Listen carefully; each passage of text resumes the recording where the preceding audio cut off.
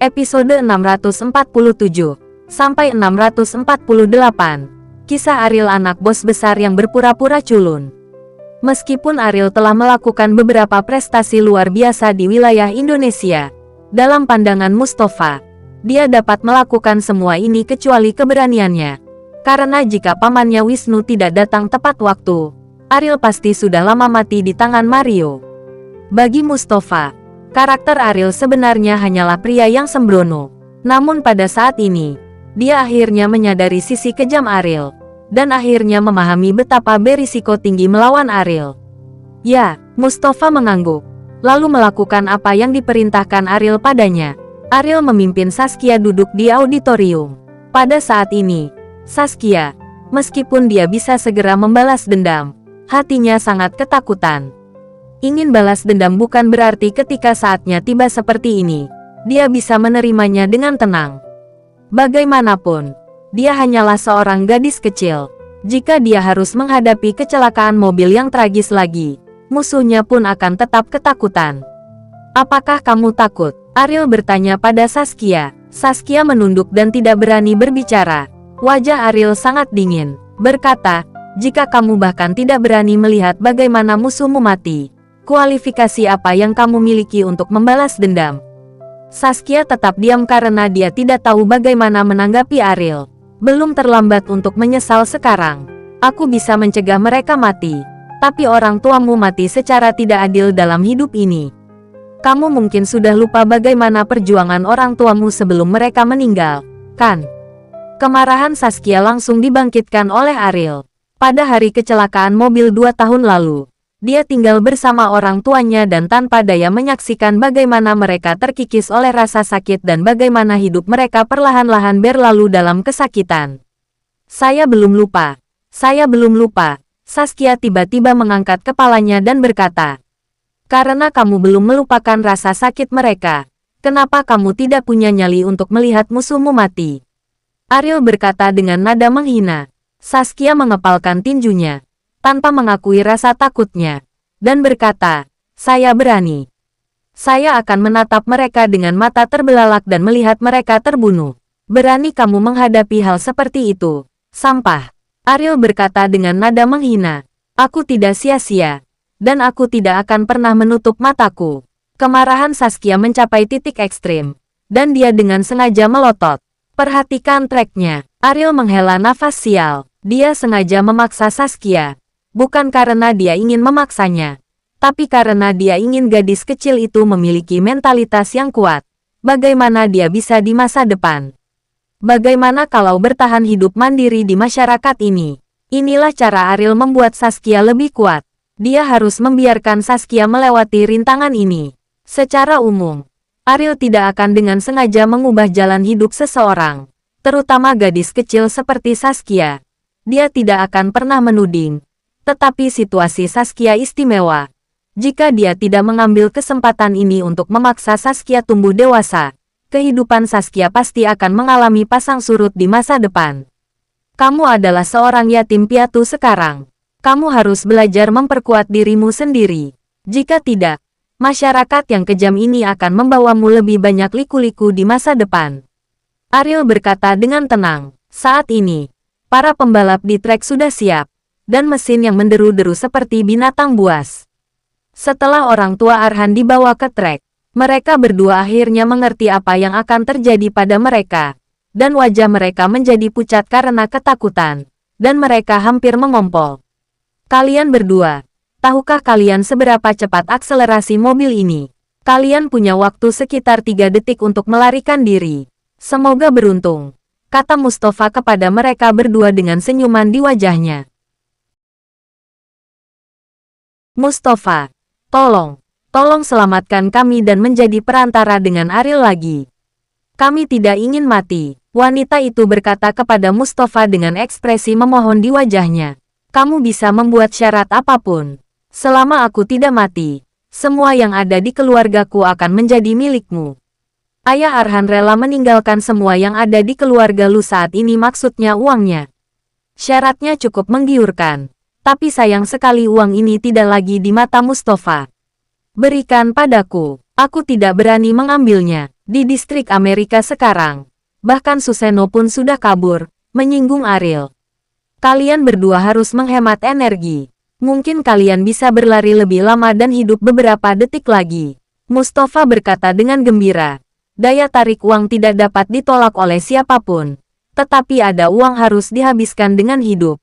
Dan Mustafa tidak memiliki keberanian untuk menengahi. Karena sikap Ariel sangat jelas. Dan dia ingin kedua orang tua ini mati. Di tribun, Arhan tampak putus asa. Meskipun dia tahu bahwa orang tuanya akan segera meninggal dalam kecelakaan mobil, tidak ada yang bisa dia lakukan kecuali menyaksikan hal itu terjadi. Bahaya tersembunyi yang ditanam 2 tahun lalu kini telah menyebabkan efek reaksi yang sangat besar. Ini adalah sesuatu yang tidak pernah diharapkan oleh Arhan. Yang paling dia sesali di dalam hatinya adalah dia tidak membunuh Saskia sejak awal. Jika Saskia meninggal, masalah ini pasti sudah diselesaikan sejak lama. Bagaimana hal seperti ini bisa terjadi hari ini? Saat hitungan mundur dimulai, Ariel memberitahu Saskia, perhatikan dengan mata terbuka lebar. Ini adalah orang yang menyakiti orang tuamu. Dia akan membayar harga atas perbuatannya. Jika kamu menutup mata dan melewatkan kesempatan, kamu akan menderita seumur hidupmu. Penyesalan. Saskia gemetar. Dia bisa membayangkan betapa kejamnya pemandangan ini. Dia pernah mengalaminya sekali. Tapi dia tahu bahwa jika dia melewatkannya, dia tidak akan pernah melihatnya lagi. Aku akan memperhatikannya baik-baik. Lampu sinyal menyala. Dan hitungan mundur dimulai. Mesin semua kendaraan meledak dengan suara auman binatang buas. Orang tua Arhan berteriak dan hanya bisa berlari sekuat tenaga namun mereka hanya punya waktu sekitar 3 detik lagi. Ini adalah perjuangan terakhir dan paling putus asa dalam hidup. Bagaimana kecepatan manusia dibandingkan dengan kecepatan mobil balap? Lampu lalu lintas berubah menjadi hijau. Dan mobil balap yang dikendarai Selim menghempaskan mereka berdua dalam sekejap. Pada kecepatan tinggi, daging dan darah setipis kertas putih. Kamu tidak mengecewakanku, kata Ariel kepada Saskia. Hal ini membuat Ariel sangat puas. Berdiri, Ariel memerintahkan Mustafa lagi. Bawa Arhan ke trek. Orang tuanya tidak akan mengizinkan dia pergi sampai dia meninggal. Mustafa segera memerintahkan orang untuk melakukannya. Adegan 2 tahun lalu muncul kembali. Namun kali ini protagonisnya bukanlah Saskia, melainkan Arhan. Melihat orang tuanya yang sekarat, Arhan merasa sangat sakit. Dia akhirnya merasakan perjalanan mental Saskia 2 tahun lalu. Saat dihadapkan pada kejadian tragis seperti itu, semua orang memilih untuk menghindarinya. Tidak ada yang ingin melihat adegan berdarah itu. Namun yang mengejutkan Ariel adalah Saskia justru memilih berjalan menuju trek saat ini. Nampaknya di bawah tekanan, gadis kecil ini tidak hanya tumbuh besar, tapi juga belajar berevolusi. Saskia berjalan ke arah Arhan, berkata, sekarang bisakah kamu memahami rasa sakitku? Arhan menundukkan kepalanya, tidak berani menatap orang tuanya sama sekali. Kamu seharusnya sama denganku sekarang. Kamu ingin membalas dendam, tetapi perasaan tidak berdaya sangat tidak nyaman. Kalimat ini menyentuh hati Arhan. Dia benar-benar merasa tidak berdaya sekarang, karena dia tidak dapat menemukan kesempatan untuk membalas apapun yang terjadi. Di wilayah Amerika, Suseno mewakili puncak status, tetapi setelah Ariel muncul, dia jelas telah mengambil alih posisi puncak ini. Dengan kemampuannya, bagaimana dia bisa melawan Ariel dan bagaimana dia bisa membalaskan dendam orang tuanya? Kamu tahu, kamu dan aku adalah orang yang sama. Arhan tidak membantah kata-kata Saskia yang lain, tapi dia tidak bisa menerima kalimat ini. Ia terlahir dalam keluarga kaya, namun Saskia hanyalah orang biasa. Bagaimana ia bisa dibandingkan dengannya? Kamu benar-benar menganggap dirimu tinggi. Mengapa kamu harus membandingkan dirimu denganku? Arhan berkata dengan nada menghina.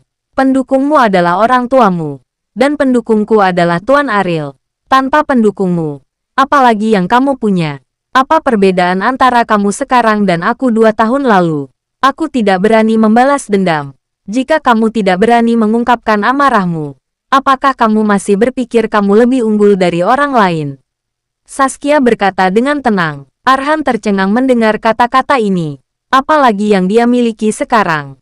Tidak ada yang tersisa. Dia bukan lagi pemuda kaya dari keluarga Lu. Dan dia bukan lagi anak bangsawan. Episode 648. Meski banyak orang menyaksikan kejadian tersebut di trek, masalah tersebut tidak terus bergejolak menarik amarah ini. Untuk dirinya sendiri, jadi penyebarannya sangat kecil. Itu hanya menyebar di kalangan keluarga bangsawan terkemuka, dan tidak ada yang berani mengatakan sepatah kata pun di luar. Kematian kedua orang tua Arhan sudah menjadi laporan kecelakaan mobil biasa. Tidak ada yang berani menggali lebih dalam rahasia di balik masalah ini. Saskia, yang telah membalas dendam besarnya, tiba-tiba muncul di depan Ariel dengan pakaian yang sangat seksi hari itu. Tidak ada riasan tebal, dan gaun yang tidak biasa telah memudar. Apa yang akan kamu lakukan? Ariel bertanya pada Saskia dengan ragu.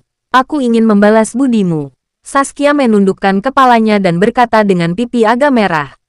Meskipun kata-katanya tidak jelas, Ariel sudah mengerti apa yang ingin dilakukan Saskia, dan itu mungkin ada dalam pikiran gadis kecil ini. Selain membalas budi dengan cara ini, dia tidak bisa memikirkan cara lain. Saya telah mengatur pekerjaan untukmu. Jika kamu bisa bekerja dengan rajin, itu akan menjadi pahala terbesar bagi saya. Tiba-tiba, Saskia menurunkan bahu pakaiannya, memperlihatkan bahunya yang cantik dan mulus. Dengan tulang selangka yang seharusnya dimiliki oleh seorang wanita cantik, memelihara ikan mas pasti tidak menjadi masalah. Ayo, kata Saskia dengan mata tertutup. Ariel tidak bisa tertawa atau menangis. Ada sesuatu yang aneh dalam pikiran gadis kecil ini. Jangan khawatir, aku benar-benar bersih. Meskipun aku bergaul dengan orang-orang itu, aku tidak membiarkan siapapun menyentuhku. Terus terang, aku sama sekali tidak tertarik padamu, kata Ariel ringan. Saskia membuka matanya dan menatap Ariel dengan tidak percaya. Bagaimanapun, dia dianggap cantik. Dia berinisiatif untuk memeluknya, tapi dia tidak bereaksi sama sekali. Kamu tidak bisa melakukannya, Saskia bertanya dengan heran. Menurutnya, hanya kemungkinan ini yang bisa mengingat kecantikan. Ariel tersenyum tak berdaya. Melissa juga mengatakan ini sebelumnya. Dia hanya tidak tertarik pada wanita selain Kaori. Tanyakan saja pada Kaori apakah dia bisa menangani hal semacam ini. Selama bulan madu, Kaori tidak bisa bangun dari tempat tidur selama beberapa hari. Kamu bukan tipeku. Ayo pergi. Aku akan mengantarmu ke perusahaan, kata Ariel. Saya tahu obat tradisional. Apakah Anda ingin mencobanya? Kata Saskia. Jelas, dia telah mengkonfirmasi dugaannya bahwa Ariel tidak memiliki fungsi itu. Ariel tidak mau repot-repot menjelaskan. Saskia bisa memikirkan apapun yang dia inginkan, dan Ariel tidak perlu membuktikan apapun kepada Saskia.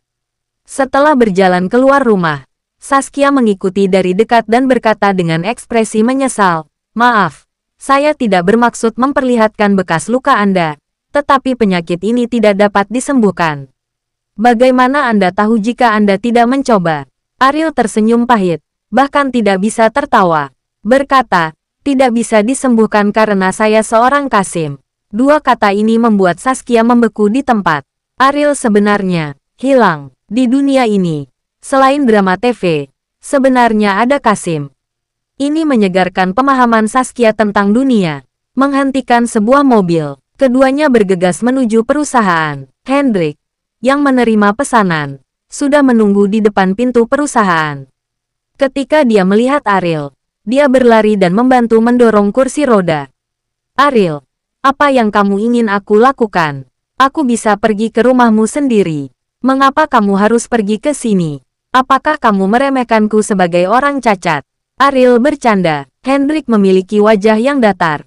Meskipun dia tahu bahwa Ariel sedang bercanda, dia tidak memiliki keberanian untuk membuat lelucon seperti itu dengan Ariel.